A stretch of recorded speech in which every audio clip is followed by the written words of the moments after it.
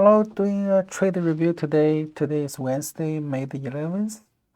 Today has some big data come out, the CPI number. So I woke up early and traded the morning session, pre-market session. Today I kind of overtraded. I took so many trades and a lot of them are small trades. The biggest one I was going to take is the economic CPI data release.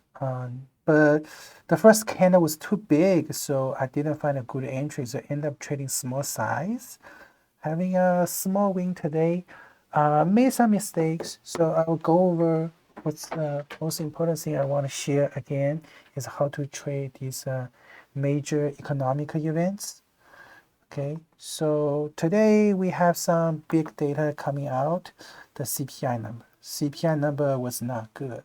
It's forecasted to be 0.4%, but it actually is 0.6%. So the CPI number is bad, and let's see how the market reacts to that. And the market, so not this page, this is from the last time. So showing you this time, the market dropped heavily in the first candle when the data just came out. And I shorted a few times, got stop out. I think I shorted here, got out stop out. I finally short here, able to enter this short position and hold it and cover some near the previous low and cover more all the way down. So that was one winning trade. But unfortunately, I got too hurry and took another opening trade here. I took a trade that getting in the first minute and got squeezed out. So this is the trade I should not take because I made a rule to myself that I should not trade in the first candle. Should let the first candle close and then trade it. So I broke a rule today and lost some money. That's a lesson I should learn and never do that again. Okay, next one. It's still the same chart. I want to review this chart and show you guys how we should trade it. So previously, last week when I taught about how to trade the economic release, I have this steps, right? Wait for the first candle to close and use VWAP to follow the trend. So last Friday, we wait for the first candle to close and follow the VWAP trend because the price is above VWAP, so we go long and we can make money, right? And today is the same thing.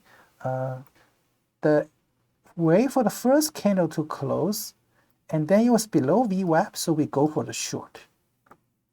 And you see, we make money too. But my execution can be better. But anyhow, we can make money by following these two simple steps. Okay, so if we look back, how can we really trade this? Because this time it kind of looked different. So the first minute is a very large red bar. It's very difficult to find a good entry because if you take a 1 minute range, open range breakdown, yes, you can make money, but your stop is too wide because our stop is here. It's the high of the 1 minute candle. So you want the stop to pull back a little bit so you get a better entry. But because this downtrend is so heavy, the pullback we should expect to be kind of weak. And I found it is really weak today, right? So if you count how many consecutive red bars there are, like one consecutive green bar. So one green bar, two green bar, and then you got more red bar, right? One green, two green, three green, and a red. One green, two green, and more red. So until here, you have more green bar, and then you kind of curl back. So the downtrend is all the way from here to here. You will see 2 or 3 green bar. So one way you can enter this short trade is let it give you 2 or 3 green bar and short in the next bar.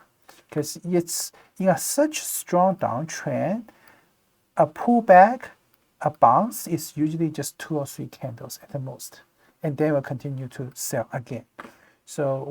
And that's what I did in my final execution. I shorted here because I saw 2 green candle and I go in for the next candle I go short. Right? Then you can put your stop here, but that's a much tighter stop rather than putting a stop here. So when you short on the opening range breakdown, you have to put your stop here. But after you see like a two green bar, then you can short it. Maybe you can short with stop here and entry here. So break the low of this green bar, you go short and put the stop here. Then you have much tighter stop. And then from here to here, you kind of have a 3R, 2R risk reward. And then you hold more, you get 3R or 4R risk reward, right? But if you put your stop here, and then your entry here, only have maybe 1R, less than 2R here. So that's how you should trade when the first bar is too huge. That's different from last time we traded. First bar is huge, but the second bar is able to pull back to give us a much better entry. Then we keep going, right? But this time it was so weak, so it didn't even go back up too much. I wanted to maybe go back to here, and then I can reshort it. But sometimes you have to take whatever market gives you.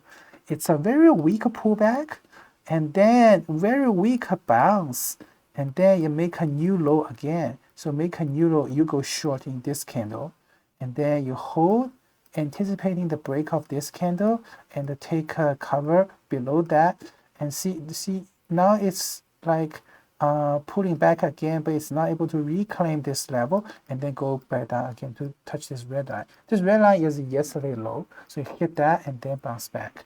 So that's a pretty good trade if you can manage well. On this, you wait and then wait for the pullback and short either on the new low here, or you just short after 2 or 3 candles. After 2 or 3 candles, go short. Here it might be too late because you want to catch the first one. It's probably this one. Basically, that's how you should trade the major economic events. Even though the first bar is very big, you are able to find a better entry if you be more patient. Just like last time, it was a big green bar as well, but we managed to find a good entry on this steep pullback, right? So that's it for today. Thank you for watching.